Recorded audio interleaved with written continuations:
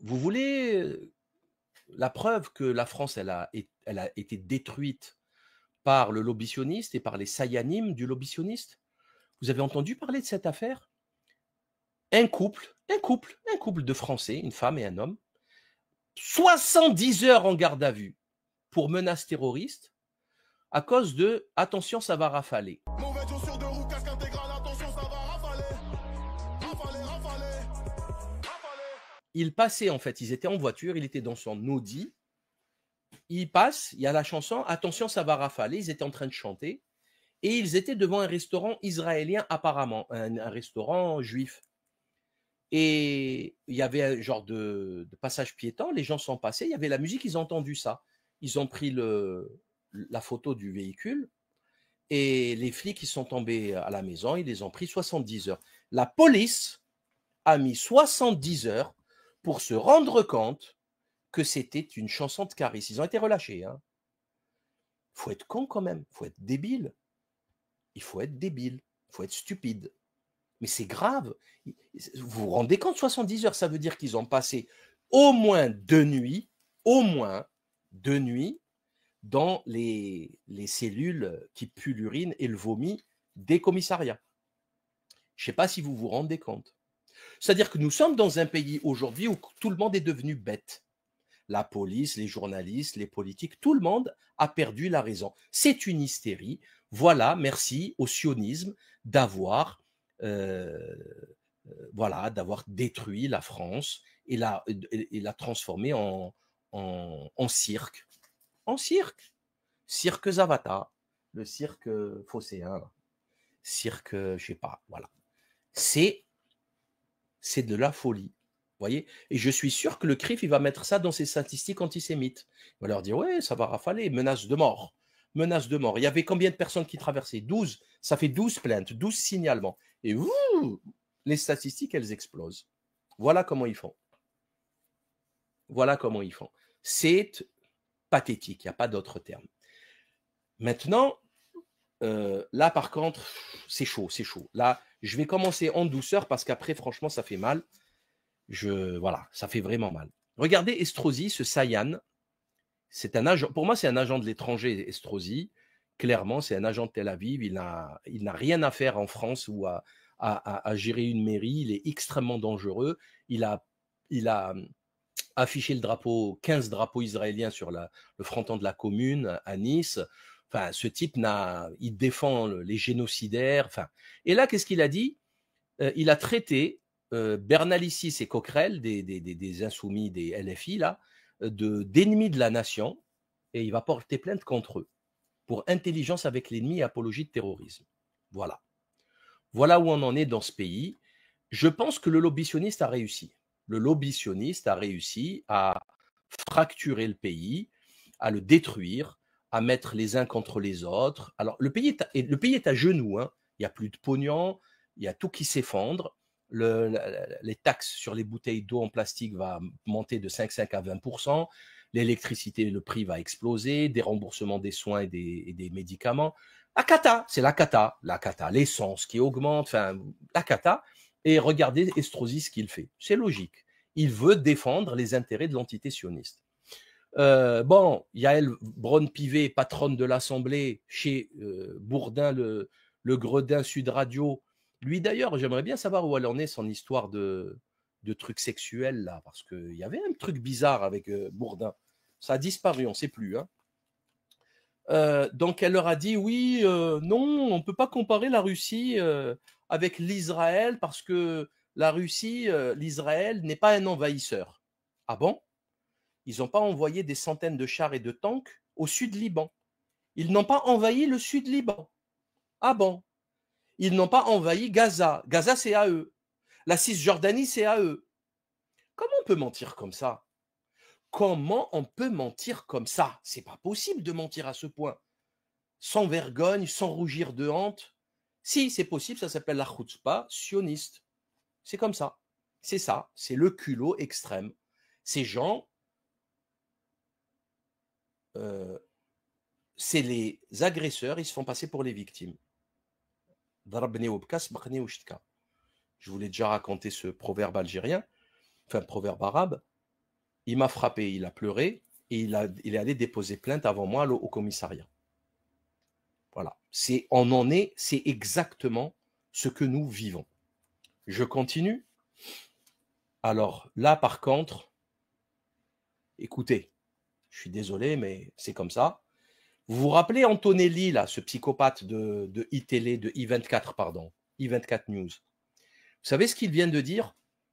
Étant donné que la France ne veut pas appliquer le mandat d'arrêt de la CPI en parlant d'immunité diplomatique, d'immunité de non-partie de la CPI, blabla, alors que c'est une impunité, ça n'a rien à voir avec l'immunité, il leur a dit « Ouais, super, les gauchistes sont en train de chialer, je bois leurs larmes. » Et après, il leur ajoute quoi? Donc la France est couchée aujourd'hui, la France est couchée. La France est couchée. C'est-à-dire que ce monsieur, sur un média français, I24 News appartenant à BFM, il est en train d'expliquer tout de go tranquille, comme ça, sans ciller, tranquille, la France s'est couchée. C'est-à-dire que la France, l'État français et son peuple se sont couchés face aux lobbies sionistes. Quand tu entends ça, tu as la haine. Tu as envie de te dire, waouh, quelle arrogance. Et après, tu te dis, mais c'est vrai, mais il a raison. Non, mais il a raison. Pourquoi se mentir? Mais il a raison, Tonelli. Il a raison. Vous savez, c'est lui qui a appelé au génocide à Gaza. Il a dit qu'il faut tuer tout le monde. Hein. Il n'a pas été poursuivi pour appel au génocide, terrorisme, rien. Tranquille. Et bien là, le mec, il a raison. La France s'est couchée. C'est comme ça. C'est comme ça. Concernant la CPI, alors là, France Diplo nous a pendu un communiqué hier nous expliquant que Netanyahou bénéficie d'une immunité. Alors Haaretz a tout de suite fait son enquête et a expliqué que, en fait, c'est ce qui a été négocié pour le cessez-le-feu au Liban, entre Tel Aviv, Paris et Washington, et le Hezbollah. Et sauf que tu peux pas négocier un truc illégal. Ça n'a pas de sens. Tu peux pas. Tu négocies un truc là-bas qui se passe chez eux, mais qui ne peut pas se passer chez toi. Tu peux pas, toi, inclure dans des négociations un truc qui te désengage de tes engagements, qui te désengage des traités que tu as signés. Ça n'a aucun sens. Et en fait, qu'est-ce qu'ils ont sorti? Et d'ailleurs, ça a été immédiatement contré par des juristes. Donc, regardez cette brève de presse. Mandat d'arrêt de la CPI pour crimes contre l'humanité, crimes de guerre dans la bande de Gaza. Les autorités françaises assurent que Netanyahou bénéficie d'une immunité, ce qui est totalement faux. Hein. Associatifs et spécialistes dénoncent une position intenable juridiquement. Interrogée dans le Nouvel Obs, Mathilde Philippe Gay, professeure de droit public, constate un manque de connaissances juridiques du Quai d'Orsay et un deux poids deux mesures puisque le mandat d'arrêt pour Vladimir Poutine sera appliqué. Eh oui, vous vous souvenez, parce que la Russie aussi n'a pas signé les statuts de Rome. Donc, elle n'est pas partie prenante de la CPI. Donc, immunité aussi pour Vladimir Poutine. Mais non, non. Vladimir Poutine, bien. Pas bien. Netanyahou, bien. Je continue. Il n'y a aucune raison de se demander s'il faut exécuter ou pas le mandat d'arrêt ou si l'immunité doit s'appliquer. Une fois que la chambre préliminaire de la CPI s'est reconnue compétente pour émettre ce mandat d'arrêt, il doit être appliqué par les États partis, que ce soit à l'égard d'un autre État parti ou d'un État non parti, point. Explique-t-elle. Selon une source israélienne citée par le quotidien israélien Haaretz, la déclaration de la diplomatie française reconnaissant l'immunité du Premier ministre israélien devant la Cour pénale internationale faisait partie des exigences israéliennes lors des négociations sur un cessez-le-feu au Liban. Et vous avez même le culot, la chutzpah de la diplomatie française d'expliquer que la diplomatie française négocie toujours la paix avec les autorités israéliennes. C'est-à-dire que la diplomatie française, elle négocie avec un criminel de guerre la paix. Ça n'a aucun sens. Ça n'a absolument aucun sens. Aucun sens. C'est pas possible. Ce n'est pas possible. C'est quoi ce n'est pas logique. Et c'est là où tu comprends que je suis pas d'accord avec elle. Hein, la dame, elle dit que c'est une méconnaissance. C'est pas une méconnaissance. Ils savent très bien que c'est faux. Ils savent très bien que c'est grave. Ils s'en foutent complètement parce que le lobby sioniste est ultra puissant dans ce pays et que la France est une serpillière du lobby sioniste. Point à la ligne. C'est tout. Il faut dire les choses. Il ne faut pas avoir honte ou être mou, tiède, timide. Il faut dire les choses. C'est insultant, c'est humiliant, Mais c'est ça la vérité. C'est ça le réel. OK? C'est une humiliation supplémentaire de la France, alors que Benyamin Netanyahou, tout le monde sait qu'il va finir en tôle à Tel Aviv, c'est sûr, c'est un corrompu. Tout le monde sait qu'il fricotait avec la mafia juive parisienne, Arnaud Mimran avec son Meir Habib, etc. Arnaud Mimran, il a été mis sur écoute dans sa prison, dans ses parloirs, etc. Donc la justice le sait, il sait qu'il corrompait, qu'il payait les vacances de Bibi Netanyahou sur la côte d'Azur et la côte atlantique, il lui donnait des enveloppes de bifton et qu'il l'achetait avec des cigares et des magnums de champagne, et que donc Netanyahou est une ordure de corrompu. Voilà, sa femme, c'est pareil. Son fils, il fait pas la guerre, il est à Miami, tranquille, en train de se dorer les fesses au soleil de Miami en multipliant les mojitos.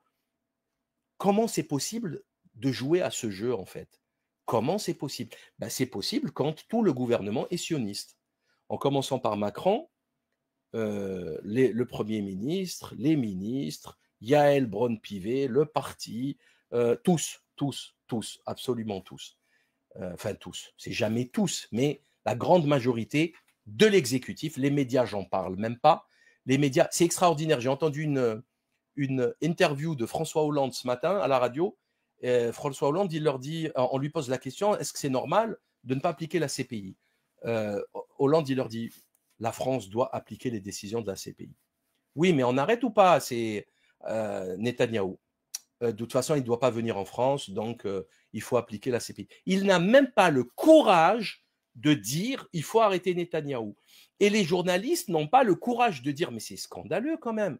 On n'a plus de parole, l'État n'a plus de parole, on est en train de piétiner le droit international, c'est en train de détruire l'image de la France, c'est scandaleux de se comporter de la sorte. Rien.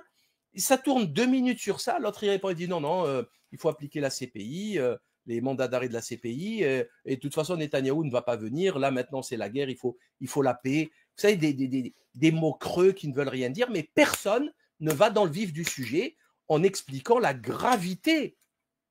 D'ailleurs, personne ne parle de la négociation de ça, alors que, je ne sais pas si vous vous rendez compte, les amis, écoutez bien, l'Italie, la Belgique, l'Angleterre, si Netanyahou y vient, ils l'arrêtent. Si Netanyahou foule leur sol, ils l'arrêtent. Pourtant, c'est exactement le même statut de Rome qui a été signé par l'Italie, la Belgique, l'Angleterre ou l'Espagne. C'est les mêmes statuts de Rome. C'est-à-dire que tu as une jurisprudence française unique au monde qui n'existe pas dans les autres pays pour le même traité signé. On vous urine dessus et on vous explique que c'est la pluie. C'est exactement ça. C'est humiliant, hein, les amis. C'est très, très humiliant. C'est extrêmement humiliant. Mais bon, c'est comme ça. C'est comme ça. Bon, il y a l'UJFP qui a déposé des plaintes en constitution de partie civile contre des citoyens franco-israéliens qui ont commis des crimes de guerre en Palestine. Et voilà, et j'ai fini mon travail d'information. J'espère que ça a été utile. Oui, petite capture à partager, capture écran à partager concernant Boualem Sansal, emprisonné en Algérie. Donc, il y a France Info qui nous explique que c'est pas bien, cacaboudin, tout ça. Et j'ai bien aimé la réponse de Mathilde Panot qui a dit que, vous savez, en France aussi, on a des prisonniers politiques, hein, comme le patron du FLNKS de Nouvelle-Calédonie, là, et à 17 000 km, il est en prison à Paris. Et qu'il il peut pas recevoir sa famille pendant des mois, ça a duré des années, et c'est honteux, c'est scandaleux. Donc avant de faire des leçons, on l'avait oublié, lui, j'en ai cité plein, des piétinements de l'état de droit, et Georges Ibrahim Abdallah, qu'est-ce qu'il faut en prison depuis 40 ans? Ça n'a aucun sens, hein, et tout le reste, donc c'est un piétinement de l'état de droit hallucinant. Mais ça passe, mais et là, par contre, Boualem Sansal, emprisonné en Algérie, pas bien, voilà. Bon, c'est pas très sérieux, encore une fois. Vous savez, le 2 poids 2 mesures comme ça, c'est catastrophique, ça passe pas, hein. Il y a personne qui aime ça. Personne n'aime ça, voilà.